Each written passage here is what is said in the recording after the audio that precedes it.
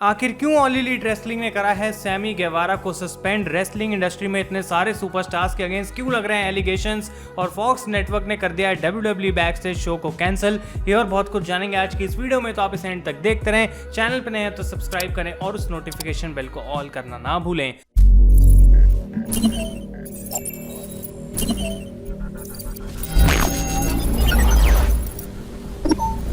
तो गाइस कैसे हैं आप लोग, मैं हूं आयुष और आप देख रहे हैं रेसल इंडिया। और आज की जो न्यूज़ वीडियो होगी वो काफ़ी ज़्यादा सेंसिटिव टॉपिक्स के बारे में होने वाली है। कुछ ऐसी चीज़ें जो कि रेसलिंग इंडस्ट्री में इस समय बहुत ही ज़्यादा बेकार चल रही हैं, और हम शुरुआत करने वाले हैं इस पूरी सैमी गेवारा की स्टोरी से, क्योंकि ऑल एलीट रेसलिंग ने गाइस कर दिया है सैमी गेवारा को इंडेफिनेटली सस्पेंड, और कोई ये बात नहीं जानता कि कब सैमी हमें वापस देखने को मिल सकते हैं। तो एक्चुअली में ऐसा क्या हुआ कि ये सीन हमें अब देखने को मिल रहा है गाइस। तो ये है बात जनवरी 25, 2016 की, जब सैमी गेवारा एक रेसलिंग पॉडकास्ट पर आए थे गाइस, और उन्होंने यहाँ पर ये बात बोली। Bro, Sasha Banks, oh my god.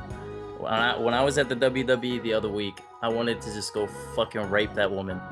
तो जैसा कि आपने सुना, ये इतने गंदे शब्द साशा बैंक्स की तरफ जो है वो सैमी गेवारा ने बके थे, और डेफिनेटली ये एक ऐसी चीज़ है जो उनको नहीं बोलनी चाहिए। एक ऐसी चीज़ जो कि किसी भी इंसान को किसी भी दूसरे इंसान के लिए नहीं बोलनी चाहिए, और वो चीज़ यहाँ पे साशा बैंक्स के लिए उन्होंने बोली। अब हो सकता है उन्होंने इसको ऐसे जोक बोला हो या फिर इतनी सीरियसनेस के साथ ना बोला हो, एक इडियट की तरह उनके मुंह से कुछ भी निकल गया। लेकिन ये जो कॉमेंट्स हैं गाइस, ये हैं साल 2016 के, और अब 2020 में एक बार फिर से इंटरनेट पे आए हैं। लोग इस वीडियो को एक बार फिर से शेयर कर रहे हैं, और सैमी गेवारा जो है वो काफ़ी बड़ी दिक्कत में आ चुके हैं। उन्होंने सबसे पहले एक ट्वीट करी थी कि इन कमेंट्स को सुन के वो जानते हैं कि उन्होंने बहुत ज़्यादा गलती करी थी, ये बहुत बड़ी गलती करी थी, और इस चीज़ की वजह से उनको भी बहुत ज़्यादा दुख हो रहा है, और वो बहुत ज़्यादा सॉरी हैं अपनी इस चीज़ के लिए, और जो वर्ड्स उन्होंने यहाँ पे यूज़ करे। और एक सेपरेट ट्वीट में उन्होंने अलग से अपोलोजाइज़ करा साशा बैंक्स को, जहाँ पे उन्होंने कहा कि साशा एक बहुत अच्छी इंसान है रियल लाइफ के अंदर, और ये जो उन्होंने वर्ड्स बोले वो बिल्कुल सही नहीं थे। उन्होंने पर्सनली साशा से ऑलरेडी बात कर ली है, और साशा ने उनको एक लेसन सिखाया जिसकी वजह से उनको काफ़ी कुछ सीखने को मिला, और एक बार फिर से वो यहाँ पे इस ट्वीट में सॉरी बोलते हैं। तो अब ऑब्वियसली साशा बैंक्स ने भी इस चीज़ के ऊपर रिप्लाई करा, क्योंकि बहुत सारे लोग उनका जो है जवाब जानना चाहते थे इस चीज़ के ऊपर।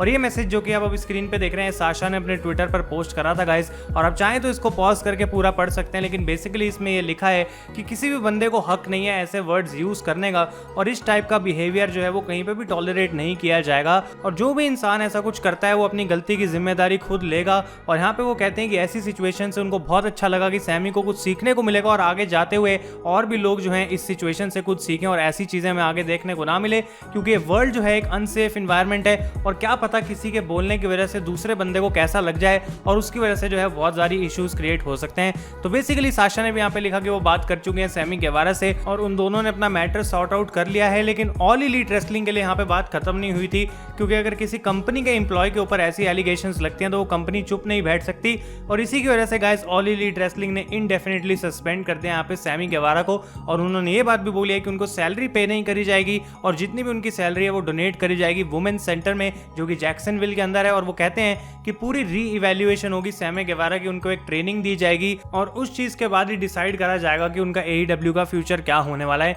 अब बहुत सारे लोग चाह रहे हैं यहाँ पे कि सैमी गेवारा को फायर कर देना चाहिए, लेकिन मुझे लगता है अगर उन्होंने और साशा बैंक्स ने ऑलरेडी इस चीज़ को सॉल्व कर लिया है, और उनको इस चीज़ से अब कोई दिक्कत नहीं है, और वो मान चुके हैं एक दूसरे की बात, तो यहाँ पे उनको फायर करने से कुछ खास सोल्यूशन निकलेगा नहीं। और यहाँ पे जो है गाइस अपडेटेड मैच आ चुका है इस वेडनेसडे की डायनामाइट के लिए, जो कि पहले होने वाला था सैमी गेवारा अगेंस्ट मैट हार्डी, और अब वो बन चुका है सैंटाना अगेंस्ट मैट हार्डी। तो ये पूरी स्टोरी पे आप अपने ओपिनियन मुझे कमेंट्स में दे सकते हैं, आपको क्या लगता है। लेकिन गाइस ये थी इसकी पूरी स्टोरी, और ये चीज़ यहाँ पे खत्म नहीं होती, बहुत सारी चीज़ें और भी चल रही हैं रेसलिंग इंडस्ट्री में गाइस। और जो हमारी अगली स्टोरी हम बात करने वाले हैं यहाँ पे मैट रिडल की, जिनके अगेंस्ट भी लगाए गए थे कुछ एलिगेशंस फ्रॉम कैंडी कार्टराइट। ये भी एक प्रोफेशनल रेसलर है, अलग अलग कंपनीज में लड़ती है ऑन द इंडी सर्किट, और इन्होंने यहाँ पे बेसिकली कहा था कि मैट रिडल ने उनको फिजिकली असॉल्ट करा था साल 2018 में, और इसकी वजह से जो है अभी कमेंट्स वापस रीसर्फेस हो गए हैं। अब मैट रिडल ने बोला कि ये जो है बंदी पहले भी उनको स्टॉक कर रही थी, और रिडल फैमिली के ऊपर बहुत सारे एलिगेशंस पहले भी लगा चुके हैं, और उन्होंने अपने लॉयर के थ्रू एक स्टेटमेंट रिलीज कराई कि ये सारे क्लेम्स बिल्कुल फॉल्स हैं, और हम इसको बिल्कुल भी कंडोन नहीं करते हैं यहाँ पे, और जो भी ये बंदी कह रही है वो बिल्कुल गलत है।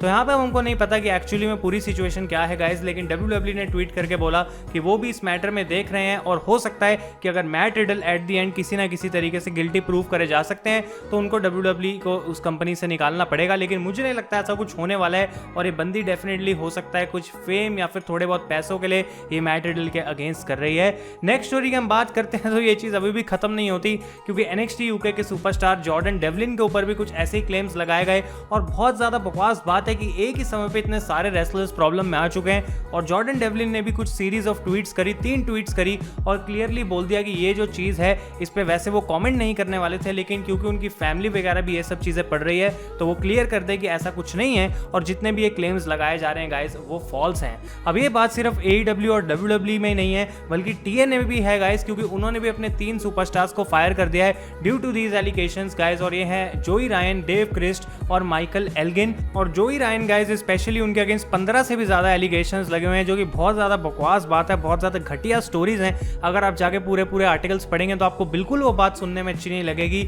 और यहाँ पे करंट WWE सुपरस्टार कैंडिस लेरे ने इस बात पे ट्वीट करा, एक मैसेज दिया कि उनको नहीं पता था कि जोई रायन ऐसे है, क्योंकि वो उनके साथ PWG में उनकी टैग टीम पार्टनर थी और वो समझती थी कि एक अच्छा इंसान है, लेकिन अब जितनी भी स्टोरीज वो उनके अगेंस्ट पढ़ रही हैं तो उनको बहुत ज़्यादा बुरा लग रहा है जिसके साथ भी जोई रायन ने किया जो भी कुछ किया। तो यहाँ पे जो है प्रॉब्लम गाइस बहुत ज़्यादा चल रही है और इसकी वजह से हैशटैग स्पीक आउट ट्रेंड होने लग गया पूरी रेसलिंग कम्युनिटी में, ताकि लोगों को जो अंदर उनके है वो बोल सकें और क्लियरली आके बता सकें। रेसलर्स की फेम की वजह से वो डरे ना, और बेसिकली गाइस ये बहुत बड़ी जो प्रॉब्लम है वो चल रही है फिलहाल रेसलिंग कम्युनिटी में। नेक्स्ट स्टोरी की हम बात करते हैं और उस पूरी चीज से हटते हैं तो आती है गाइस यहाँ पे बात WWE बैकस्टेज की, जो कि एयर होता है FS1 पे, और फॉक्स ने गाइस काइंड ऑफ इस शो को कैंसिल कर दिया है, यानी कि अब ये एक वीकली एयरिंग शो नहीं रहने वाला। अब PW इनसाइडर ने ये चीज पहले ऑफिशियली बताई थी कि जो फॉक्स है वो अपनी शूटिंग के पैसों पे या फिर और सारे प्रोजेक्ट्स पे थोड़ा सा एक स्टेप पीछे ले रहा है और वो खर्चे अपने कम करना चाह रहे हैं इस पेंडेमिक के टाइम पे और ऐसे शोज को कैंसिल कर रहे हैं जो कि ज्यादा वैल्यूएबल उनके है नहीं,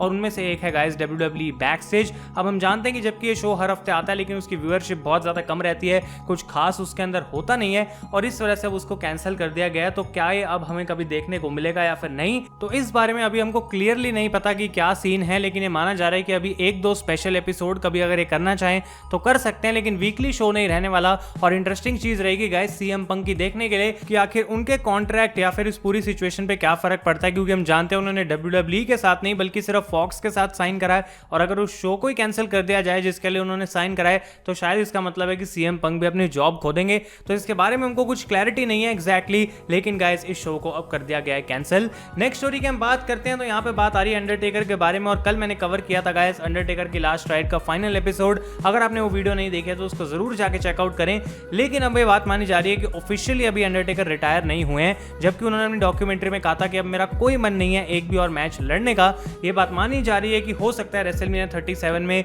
WWE उनको एक फाइनल मैच दे दे अगेंस्ट AJ स्टाइल्स, जो कि ओरिजिनली प्लान था फॉर रेसलमेनिया 36, और शायद उसके बाद अंडरटेकर ऑफिशियली रिटायर हो सकते हैं। लेकिन ये पॉसिबिलिटी भी जरूर है कि अब वो हमें कभी भी नहीं देखने को मिलेंगे रिंग के अंदर। अब हम जानते हैं कि उन्होंने एक 15 साल का कॉन्ट्रैक्ट साइन करा था WWE के साथ रिसेंटली, लेकिन गाइस उन्होंने खुद रिवील करा कि ये कॉन्ट्रैक्ट का मतलब ये नहीं है कि वो 15 साल और लड़ते रहेंगे, ये सिर्फ इसलिए था ताकि अंडरटेकर का नाम WWE से जुड़ा रहे और बेसिकली उनकी ब्रांड जो है वो कहीं और फीचर ना करी जा सके और अंडरटेकर के सारे राइट्स WWE के पास ही रहें, उस चीज के लिए वो उनको पैसे पे करते रहेंगे। तो ये है guys latest update on the Undertaker. Next story की हम बात करते हैं तो मैंडी रोज ने रिएक्ट करा on the trade of Dolph Ziggler to Monday Night Raw, और बेसिकली उन्होंने लिखा वो बहुत खुश है इस बात से और अब अच्छा है कि डॉल्फ जिगलर से उनका पीछा छूट चुका है, उनको तंग नहीं करने वाले, और बेसिकली उनके यहाँ पे रिप्लाई था। और आज की फाइनल स्टोरी में गाइस हम बात करते हैं शार्लेट फ्लेयर के इंजरी अपडेट के बारे में, जो कि उनको हुई मंडे नाइट रॉ पे, और WWE की वेबसाइट ने लेटेस्ट अपडेट दे दी है कि शार्लेट फ्लेयर जो है अभी इवैल्यूएट करी जा रही है फॉर एन इंजरी,